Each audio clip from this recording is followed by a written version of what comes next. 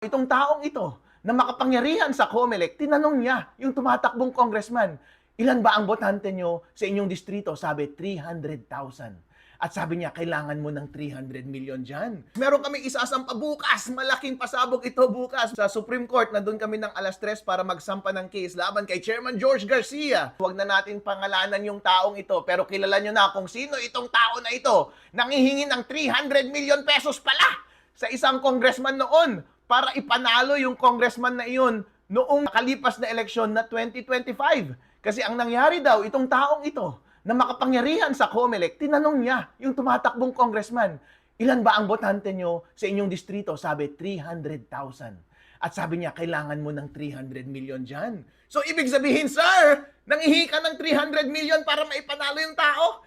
Kung kukumputin mo, 1,000 kada botante, mas tipid pa pala na magbayad sa COMELEC dahil kada boto ay 1,000 lang. Eh magkano ba ang bilihan ng boto sa probinsya? Tig pa 5,000, tig 3,000, kung minsan umaabot pa ng 10,000, kailangan mong mag-invest ng 300 million pesos. Hindi po yan chismis lamang dahil kasama po yan sa petition na ipa-file namin bukas doon sa Supreme Court. Magkakaroon po kayo ng kopya. Mababasa nyo po mismo yung detalye dahil halos nalaglag sa upuan yung kandidatong iyon nung sinabihan siya na kailangan niya ng 300 million pesos para makakuha ng boto para sa 300,000 na botante sa kanyang distrito. Sir, kung sino ka man, buong Pilipinas, kilala ka, kung sino ka, hindi kita kailangang pangalanan, alam na natin lahat, nangihingi ka pala ng 300 million pesos. Akala mo kung nagsalita ka, akala mo ang banal-banal mo, isa ka palang kurap! Nakausap itong makapangyarihang taong ito doon sa COMELEC. At yung taong yun sa COMELEC ay tinanong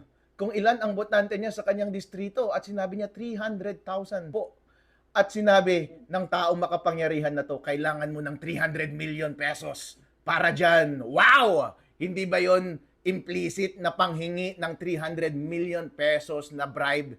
Hindi ba iyon implicit na pagbili ng boto na 1,000 pesos kada botante, mas tipid pa kaysa sa actual vote buying? Kaya pala, kung titignan natin yung mga circumstances, sinasabi nila na yung mga nanalong mga kandidato na may suspetsa silang nanloko ay hindi na nag-effort na mangampanya at hindi na rin nag-effort na bumili ng boto dahil mas mahal bumili ng boto on the ground kaysa magbayad dito sa korap na opisyal na ito na ating gobyerno na ang presyo lamang ay 1,000 kada vote. Dapat siyang mapakulong ng napakahabang panahon. You are mentioning kanina si COMELEC Chairman George Garcia. Hindi ko sinasabi na siya yung tao na yon, pero taong bayan, alam nyo na kung sino yung tao na yon. Hindi ko sinasabi na si Chairman George Garcia yon at hindi ko rin itinatanggi na siya iyon.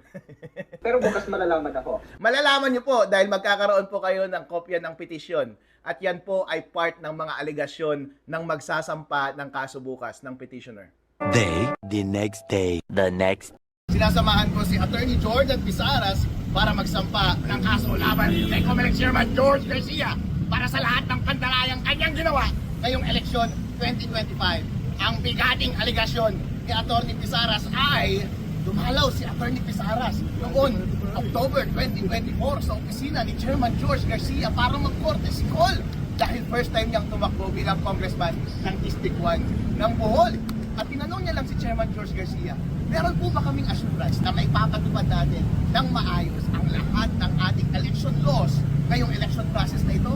Ang sagot ni Chairman George Garcia ayon sa petisyon ni Atty. Pisaras ay, ilan ba ang botante mo sa iyong distrito? Ang sabi, 300,000 po. Ang sagot ni Chairman George Garcia, kailangan mo ng 300 million pesos para manalo. What? Anong suggestion yon? Ibig sabihin ba nangingi ka ng 300 million pesos para maipanalo mo si Atty. Pisaras bilang congressman ng District 1 ng Bohol? Naniniwala po si Atty. Pisaras na itong kalakaran na ito ng COMELEC ay widespread sa buong Pilipinas at ginawa nila sa mga kandidato noong nakaraang eleksyon. At yung mga nagbayad sa COMELEC ay siyang mga nanalo ngayong election process na ito. Dahil sa statement ni Chairman George Garcia, kailangan mo ng 300. Sinasamahan ko si Attorney Jordan Pisaras para magsampa ng kaso laban kay COMELEC Chairman George Garcia para sa lahat ng pandalayang kanyang ginawa ngayong eleksyon 2025. Ang bigating aligasyon ni Attorney Pisaras ay dumalaw si Attorney Pisaras noon October 2024 sa opisina ni Chairman George Garcia para magkorte si Col dahil first time niyang tumakbo bilang congressman ng District 1 ng Bohol. At tinanong niya lang si Chairman George Garcia, meron po ba kaming assurance na may papatupad natin ng maayos ang lahat ng ating election laws ngayong election process na ito? Ang sagot ni Chairman George Garcia ayon sa petisyon ni Atty. Pizaras ay, ilan ba ang botante mo sa iyong distrito? Ang sabi, 300,000 po. Ang sagot ni Chairman George Garcia, kailangan mo ng 300 million pesos para manalo. What? Anong suggestion yon? Ibig sabihin ba nangingi ka ng 300 million pesos para maipanalo mo si Atty. Pizaras bilang congressman ng District 1 ng Bohol? Naniniwala po si Atty. Pizaras na itong kalakaran na ito ng COMELEC ay widespread sa buong Pilipinas at ginawa nila sa mga kandidato noong nakaraang eleksyon. At yung mga nagbayad sa COMELEC ay siyang mga nanalo ngayong election process na ito. Dahil sa statement ni Chairman George Garcia, kailangan mo ng 300 million pesos para manalo. Paano mo i-interpret yung salitang iyon? Chairman George Garcia, sagutin mo nga. Ano ang ibig sabihin nung sinabi mo kay Atty. Pizaras na kailangan niya ng 300 million pesos para manalo? Magkano ang sinabi mong halaga para sa mga ibang kongresista, ibang mga kandidato na lumapit sa iyo? Kaya hindi mo nakapagtataka yung mga sinasabi na merong bilyong-bilyong salapi na nasa isang bank account, na nasa isang lugar, na ang may-ari ay isang makapangyarihang tao sa COMELEC. Hindi po ito chismis lamang. Ito po ay totoong aligasyon. Ito po ay pinaninindigan ni Atty. Pizaras. Nandoon po sa loob ng petisyon. Ito po ay isinasampa namin sa Korte Suprema para ang mga justices natin mismo ang mag-imbita kay Chairman George Garcia at sa kanyang mga kasama na sagutin ang mga aligasyong ito dahil ito po ay totoo. Ano ang ibig sabihin mo, Chairman George Garcia, noong sinabi mo kailangan niya ng 300 million pesos para manalo ngayong eleksyon na ito? Kasama po dyan yung maling paggamit ng COMELEC ng version na software doon sa automated counting machine.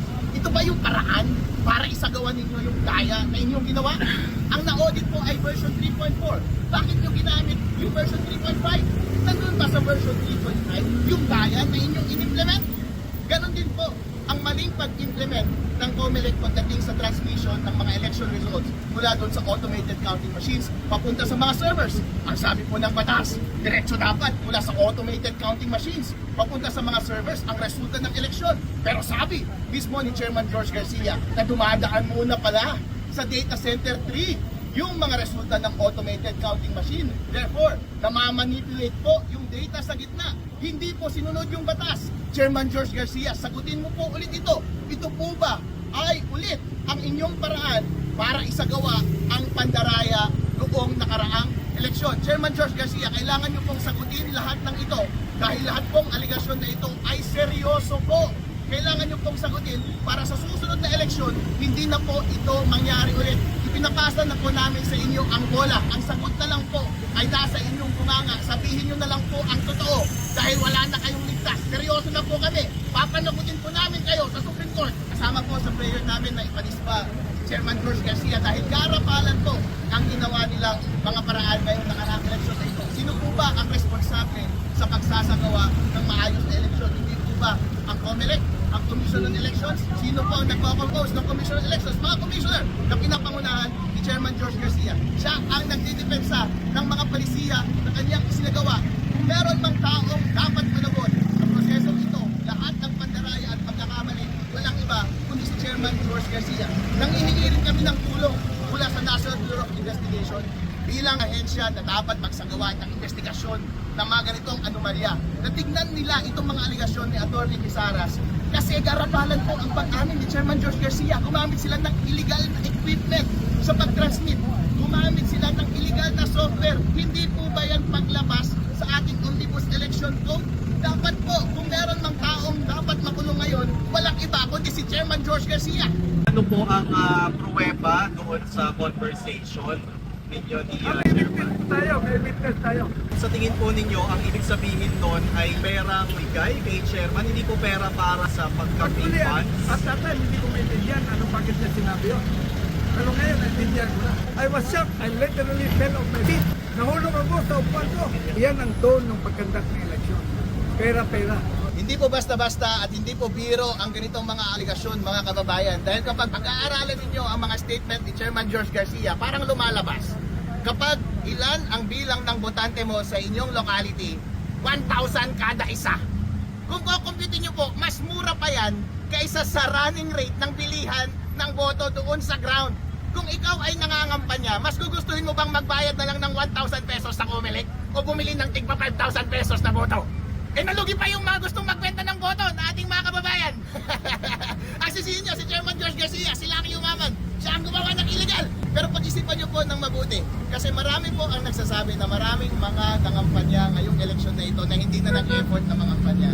Hindi na rin po silang mag-effort na bumili ng boto. Dahil everything comes together po. Kung totoo po ang alegasyon ni Atty. Pisaras, ang lumalabas po, mas economical para sa isang mandarayang politiko at kandidato na bayaran na lang ang Comelec para dayain ang eleksyon at para manalo ka. Huwag nang mangumpanya. Huwag ka nang magplataforma. Huwag mo nang kumbinsihin ang taong bayan. Huwag mo nang ipakita ang iyong karakter. Magnakaw ka na lang pag nakaupo ka at sa susunod bayaran mo na lang ang Comelec. Witness ko si Atty. Harold, expert witness.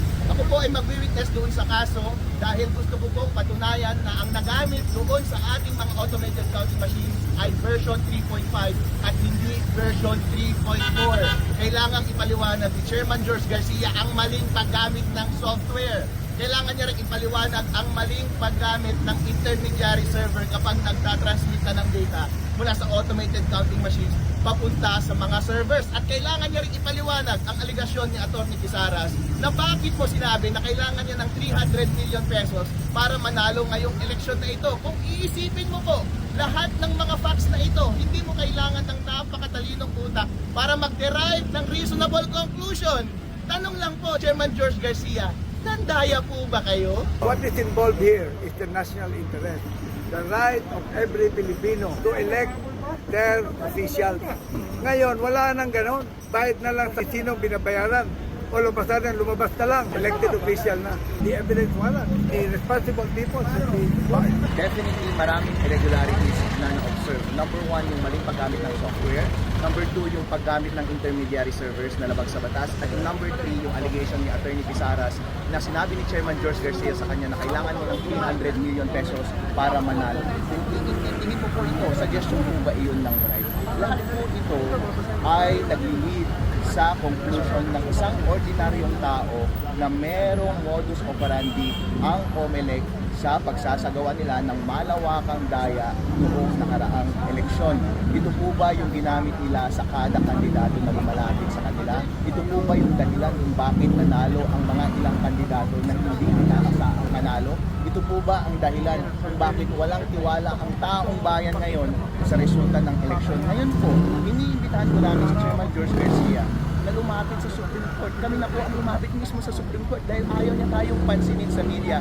Gusto po namin na tawagin siya ng Supreme Court. Chairman George Garcia, maliwanag po ang mga allegation laban sa iyo. Maling software, maling transmission, at yung mukhang tunog na nag-i-invite ng bribery. Sagutin mo, anong ibig mong sabihin noong sinabi mo na kailangan ng 300 million pesos para manalo? Meron pong sufficient na ebidensya para mapatunayan na nangyari yung conversation na yun between Atty. Pisaras at kay Chairman George Garcia. Sapat po yung mga iyon. Hindi po pwedeng itanggi iyon ni Chairman George Garcia. Ang kailangan niya pong gawin ay ipaliwanag niya kung ano ang ibig sabihin niya nung sinabi niya kailangan mo ng 300 million pesos para manalo. Kung ikaw, ordinaryong tao, anong ibig sabihin yun? I'm allowed only to spend 900,000 pesos. Hindi mo po pwedeng sabihin na yung sinuggest niya na 300 million pesos ay dapat mong gastusin legitimately sa pangangampanya.